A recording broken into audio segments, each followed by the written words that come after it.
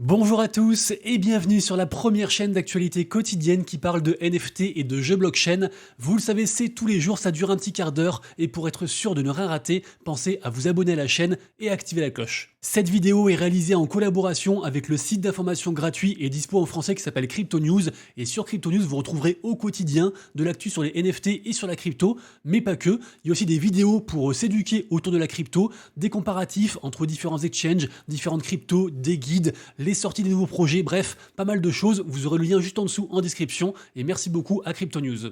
Allez, comme d'habitude, on démarre tout d'abord par un petit récap du marché NFT, mais on va pas se mentir, le marché NFT c'est pas du tout la priorité aujourd'hui. Il se passe deux grosses choses, deux grosses actus actuellement. D'une part, côté finance au général, on attend beaucoup d'annonces et des chiffres qui apparemment sont bien pris si on constate le marché comment il réagit actuellement. Et d'autre part aussi, bien sûr, c'est tout ce qui se passe autour de la ferveur du retour de Roaring Kitty dont j'ai parlé hier, le gars qui a grandement contribué à l'affaire GameStop. Donc c'est aussi entraîné une grosse tendance, une nouvelle tendance entre guillemets sur tout ce qui est marché des meme coins, parce que finalement le token GameStop, l'action GameStop, c'est un peu une sorte de meme coin, hein, c'est un truc qui est drivé par la commu. Donc là en fait l'attention est focalisée sur ça, sur ces deux choses là. Et côté NFT, il se passe pas grand chose, si ce n'est, comme toujours sur la blockchain Blast, c'est une des rares blockchains qui performe encore actuellement. Elle fait à elle toute seule 13 millions de dollars de volume et 3 millions que sur le jeu Fantasy Top, qui, rappelez-vous, est une sorte de jeu de Fantasy League en fait, une sorte de Sora finalement version influenceur web 3 qui marche très très bien. Il y a aussi un gros tournoi aujourd'hui. Et sinon, au niveau des chiffres globaux, on a un market cap global, donc toute blockchain confondue, tout NFT confondu, qui est descendu en dessous des 70 milliards. Donc ça fait un peu chier. Et la meilleure vente NFT depuis hier, c'est le CryptoPunks numéro 608, qui a été vendu à 171 000 dollars. Rappelez-vous aussi que vous retrouverez ce récap NFT au complet tous les matins sur mon compte Twitter vers environ 11h. Et on notera aussi d'ailleurs que dans le top 3 des NFT qu'on fait le plus de volume, donc en général les NFT qu'il faut surveiller, parce que c'est ceux qui bougent le plus, et la collection Blur OG Medal a eu un rug. Alors comment ça s'est passé? La team derrière ce projet a commencé à proposer un mint sur la plateforme Blast Air, Blaster, qui marche très très bien et qui permet en fait de créer des collections NFT et de se faire rembourser après pour les minters. Donc c'est un truc, on va dire safe.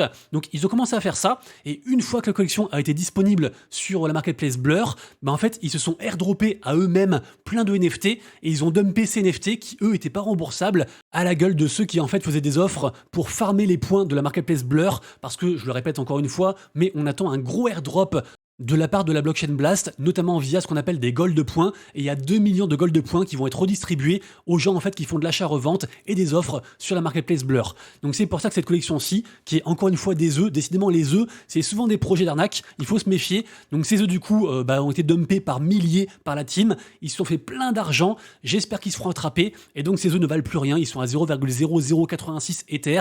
Donc comme quoi, faut toujours se méfier, parce que en fait, qui dit nouveau écosystème, qui dit nouvelle tendance, nouvelle hype, nouveau projet qui marche bien, dit gars en fait qui veut arnaquer et qui veut exploiter tout ça. Donc c'est arrivé, donc c'est bien malheureux. Et d'ailleurs, pour revenir à Blaster, qui pour le coup n'y est pour rien, je vous rappelle qu'ils ont une grosse allocation de gold points, et donc les gens qui proposent des collections à minter sur la plateforme, ou les gens qui vont minter leur collection, en fait, ils auront pas mal de points. Donc c'est un truc à surveiller. Et d'ailleurs, demain, on a un très gros mint qui arrive sur Blaster, du créateur de contenu, de l'influenceur Zeneka, qui est très présent sur Blast. Donc voilà, il y aura 5000 NFT à 0,033 Ether. Je pense que ça va cartonner. L'idéal, évidemment, pour en avoir, c'est d'être whitelisté, et pour ce faire, il faut être holder de ces différentes collections NFT, ou alors de ces cartes sur le projet Fantasy Top dont j'ai parlé tout à l'heure. Donc voilà, c'est un truc très hypé, renseignez-vous, ça devrait bien marcher. Pour finir, rappelez-vous, je vous avais parlé de ça, je crois, hier ou avant-hier, le jeu Wolf Game partait de Ethereum pour arriver sur Blast. Les NFT avaient commencé à pumper, et là, ils ont littéralement explosé, que ce soit les lands ou les NFT principaux. Donc vraiment, il y a une grosse tendance sur Blast, je le répète, et donc c'est courant comme ça de voir des projets qui quittent leur écosystème pour aller sur les écosystèmes tendances, comme par exemple Blast. Moi, pour ma part, je pense que le mois prochain, en juin, la tendance pourrait très bien être sur Base, dont j'ai beaucoup parlé, qui est le leader de Coinbase, et par exemple, on a aussi d'autres collections. On avait un des leaders de la blockchain Cardano en tant que NFT, la collection NFT The Ape Society, qui part de Cardano et qui arrive sur Base. Donc peut-être qu'on pourrait aussi connaître un peu ce qu'on connaît actuellement sur Blast, mais sur Base. Donc affaire à suivre du coup pour tout ça. Pour terminer ce récap NFT, même si comme on le voit, il y a des opportunités vraiment tous les jours côté NFT, je le répète, il se passe pas grand chose et beaucoup de gens ont perdu un peu la confiance dans les NFT. Preuve en est, j'ai fait un sondage sur mon compte Twitter sur 400 votes. J'ai posé la question suivante, est-ce que vous préférez que je vous donne 5000 dollars de Bitcoin et d'Ethereum ou alors 10 000 dollars, donc 2 fois plus, de NFT? Par contre, il faut hold dans tous les cas pendant un an l'asset que je vous donne. Et bah les trois quarts des gens ont répondu 2 fois moins de Bitcoin et d'Ether parce qu'ils ont confiance dans ces cryptos, évidemment, et pas dans les NFT, alors que pourtant on parle de 10 000 $. Donc ça montre vraiment que actuellement les gens n'y croient pas, et je précise, c'est un compte Twitter où je parle que de NFT. Donc a priori les gens qui me suivent sont intéressés par les NFT. Du coup c'est encore pire. Par contre ce qui rassure, c'est que petit post de la part de NFC Stats où on apprend que pendant tout 2024, et ben en fait les trois quarts des NFT n'ont pas été tradés. Ça veut dire qu'en fait les holders de NFT, juste ils attendent, ils gardent leur NFT, ils les revendent pas. Voilà, les trois quarts des NFT n'ont pas bougé, donc ça c'est plutôt bon signe. Et je pense qu'il faudrait pas grand chose pour que ça revienne. Peut-être que, je sais pas, une tendance autour des 404 pourrait arriver, un truc qui relie les mêmes coins aux NFT. Donc on verra tout ça, mais en tout cas moi évidemment j'y crois encore. Ensuite, j'étais pas allé voir, mais la marketplace NFT du groupe Telefonica est bel et bien opérationnelle. Je rappelle quand même que Telefonica, c'est une multinationale espagnole monumentale. C'est un des leaders en fait de télécommunications. Et donc voilà, c'est juste cool qu'ils proposent comme ça des choses côté NFT. Je pense que ça participe à l'adoption de masse de manière générale. Et j'ai vu aussi qu'ils aient différents partenariats en fait avec différentes collections NFT qui visent entre guillemets à faire que le monde aille mieux. Donc des choses autour de l'écologie, du fait d'être éco-responsable, ce genre de choses, le tout lié à des NFT artistiques, donc plutôt cool et je tenais à le souligner. Info suivante, on parle d'un projet très intéressant à surveiller pour plusieurs raisons. Alors on parle du projet NFT Perp qui est, pour la faire très courte, un DEX qui officie sur deux blockchains, Arbitrum et Blast. Donc évidemment aussi ces tendances. Et en fait, ce projet a levé beaucoup de fonds via des business angels de type Zeneca, le gars dont j'ai parlé tout à l'heure, également aussi la baleine Dingaling, qui est un multimillionnaire très connu dans l'écosystème NFT, et encore plein d'autres personnes. Donc du coup, ils ont levé beaucoup d'argent. On apprend aussi qu'ils ont fait plus de 100 millions de dollars de volume depuis la sortie de l'application, juste du coup sur les blockchains Arbitrum et Blast. Donc les gens sont intéressés. On apprend aussi qu'ils vont donner aussi des gold de points à leurs utilisateurs, et enfin, et pas des moindres, on apprend, c'est sous-entendu, qu'il y aura un gros airdrop aussi par rapport, j'imagine, à un de leurs tokens pour ceux qui justement utilisent et farment la plateforme. Donc vraiment, il y a beaucoup de choses à voir par rapport à ça. C'est encore assez early, donc n'hésitez pas à jeter un œil, vous aurez le lien en description. Rapidement ensuite, et comme chaque année, la célèbre collection NFT du Bored Ape Club, les singes NFT, organise ce qu'on appelle l'Apefest, le plus gros événement autour de leur communauté. Donc c'est un truc très attendu. Cette année, ce sera du 18 au 20 octobre à Lisbonne, donc pas très loin de chez nous, pour ceux que ça intéresse. Et sachez que les places seront mises en vente très bientôt, à partir du 21 mai, donc mardi prochain, donc tenez-vous prêts. Ensuite, je crois que j'en ai parlé lundi, mais c'était pas encore officiel, depuis Salé. Donc ça concerne le projet Wellsui, qui je le rappelle est un projet autour du bien-être et de la santé. Donc un projet Web3 évidemment que je suis depuis très longtemps et je suis holder de beaucoup de NFT. Et donc ça y est, on peut récupérer déjà d'une part son Well ID, donc son identifiant pour l'écosystème Well, et ensuite on peut aussi s'inscrire à la whitelist pour après choper en fait un ring, donc un anneau. Apparemment, de ce que j'ai compris, c'est un anneau physique qui permettra en fait, si on souhaite, d'enregistrer des données de santé qu'on veut partager et qui après reliera entre guillemets donc via l'application Well nos données de santé à nos NFT et nous récompensera aussi bien sûr avec le token Well de l'écosystème. Donc renseignez-vous pour ceux qui connaissent pas. Le jumeau numérique de cet anneau physique sera un NFT sur Ordinal et sachez aussi que les Well ID sont des NFT sur Blast, donc on peut les soft stacker pour espérer aussi choper le jackpot de Blast dont je parle régulièrement. Si jamais ce que je vous dis là c'est du charabia pour vous, ça veut dire que vous n'avez pas farmé le airdrop de Well, mais c'est pas grave, il reste encore 5 codes pour du coup participer à cette whitelist. Même si le airdrop lui est terminé et qu'on attend avec impatience la sortie du token, on peut au moins s'enregistrer via du coup ces différents codes, donc servez-vous. Ensuite, pour terminer les infos générales, je vous mettrai en description le lien d'un mint. C'est un mint gratuit sur Base qui a déjà été minté 157 000 fois. Mais bon, vu qu'il n'y a pas beaucoup de frais sur Base, on peut le minter via plein de wallets. Il n'y a aucun problème par rapport à ça. Et de ce que j'ai compris, au terme de ce que je pense, il semblerait en fait que ce NFT donnerait droit après à avoir un token sur Base, un meme coin. Donc à voir, j'ai pas encore toutes les infos. Je partage parce qu'il n'y a plus que jusqu'à demain pour le minter. Et après, débrouillez-vous pour du coup trouver les bonnes infos.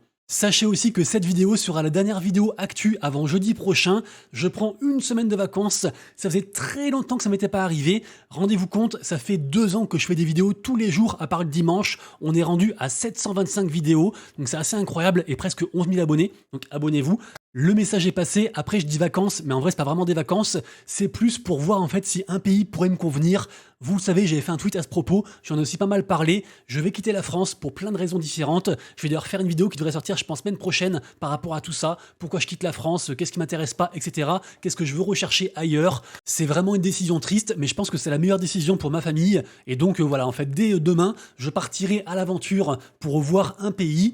Donc si vous voulez du coup suivre ces aventures, je vous invite à rejoindre mon compte Instagram sur lequel je vous dirai quel pays c'est et j'essaierai de partager régulièrement cette aventure de quelques jours, notamment via les stories. Sachez aussi que j'ai prévu une vidéo qui sort le vendredi, une vidéo très intéressante qui va vous aider pendant que je suis pas là. Et également aussi, ce soir à 18 h sort un nouvel épisode de l'émission Crypto Show dans laquelle j'ai participé. Donc vous irez voir à quelle place j'ai fait. Est-ce que j'ai terminé dernier comme une pauvre merde ou alors est-ce que j'ai tout explosé? Vous le verrez, mais en tout cas je pense que vous allez bien rigoler et soyez au rendez-vous.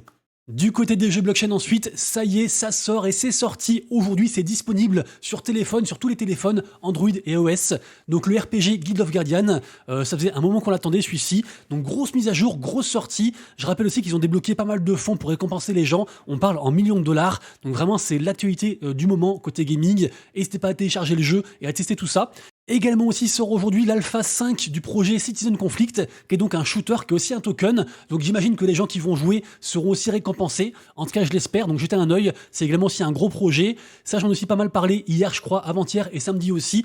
Donc le token du projet Crossy Edges est sorti. Pour l'instant, il s'affiche à 0,27 $. Donc le lancement est une déception parce que je rappelle que ceux qui ont acheté en public, même hier en fait, c'était à 0,25 $. Donc pour l'instant, pas beaucoup de plus-value. D'autant qu'en plus, pas tout est débloqué. Après, par contre, pour ceux qui ont acheté il y a très longtemps à genre 13 centimes, ça reste une belle opération. Moi, j'ai toujours envie de croire au projet Crossy Edges. Vraiment, ils font beaucoup de belles choses. Ici, on a le nouveau trailer par rapport aux MMORPG qui vont sortir, qui s'appelle Arise. Il y a aussi la Vandeland qui va arriver. Ça reste un projet vraiment ambitieux. On est parti d'un jeu de cartes et de bouquins à la base pour arriver sur tout un écosystème, un lore très complet. J'ai envie d'y croire. Donc affaire à suivre, mais pour l'instant, les gens sont pas très contents de la sortie du token. Ensuite, on passe à Franklin. Franklin, c'est un très gros influenceur, très important dans le monde du Web3. Il fait beaucoup parler pour plein de raisons différentes. On en parlait beaucoup il y a environ 1 ou 2 ans. Et là, Franklin fait encore des siennes par rapport au projet Fantasy Top sur Blast. Donc je le rappelle, c'est un jeu, un Fantasy League qui, entre guillemets, fait concourir différents influenceurs Web3. Et en fait, le taux d'engagement est mesuré via Twitter. Et après, nous, on met en fait différentes cartes de différents créateurs dans son deck. 5 cartes, et après par rapport à leur engagement sur Twitter, on a un classement et on gagne des choses. Et donc en fait Franklin il s'est dit ok, je vais spammer Twitter parce que lui il a une carte et en fait ceux qui ont des cartes ils reçoivent aussi de l'argent de la part de Fantasy Top, donc les créateurs de contenu ont intérêt à push du coup le contenu sur Fantasy Top, et donc en fait Franklin a programmé un bot, et toutes les 5 minutes, il fait une vidéo où il dit « Ah, dans 5 minutes », voilà. Et il fait ça toute la journée pour du coup exploser le taux d'engagement, parce que du coup plein de gens en fait like et regardent du coup ces vidéos qui servent à rien, donc on verra s'il est en train de casser le game, si peut-être c'est la fin de Fantasy Top à cause de cette idée à la fois géniale et machiavélique, donc je ne sais pas, affaire à suivre. Dans tous les cas, Fantasy Top, c'est le projet à surveiller actuellement côté gaming. N'oubliez pas tout de même qu'il y a toujours 25 millions de dollars de tokens ILV à gagner sur Illuvium. Je vous mettrai le lien en description. C'est une bêta qui est fermée, mais il distribue encore des places de temps en temps. Donc n'hésitez pas à rejoindre. Et puis, qui sait, même si vous rejoignez 1 semaine après, 2 semaines après, c'est pas grave. Vous pourrez quand même croquer une part du gâteau. Donc n'hésitez pas à le faire. Pour moi, Illuvium, c'est un des plus gros projets gaming du moment. Également aussi très intéressant par rapport au projet API-RON, qui est sur l'écosystème Ronin. Donc la sidechain du projet Axie Infinity. API-RON, c'est un RTS qui marche bien. C'est pas non plus la folie, mais ça marche bien quand même. Et en fait, là, ils vont faire un gros tournoi de 1 million de dollars à la clé. Donc, je sais pas comment on fait pour s'inscrire, mais allez voir ça. Ça mange pas de pain. Le projet est intéressant. Il est disponible sur l'Epic Game Store. Il est gratuit aussi. Et tout ce qu'on peut dire aussi, c'est que le token, du coup, API-RON a quand même fait un plus 18% suite à l'annonce. Donc, c'est quand même du coup bullish pour la suite. Et pour finir, on en parlait je crois il y a environ 2-3 mois, le projet Fableborn est en train de revenir du coup à l'assaut avec un marketing d'enfer. En fait ce projet s'annonce comme étant un mix entre Diablo et Clash Royale.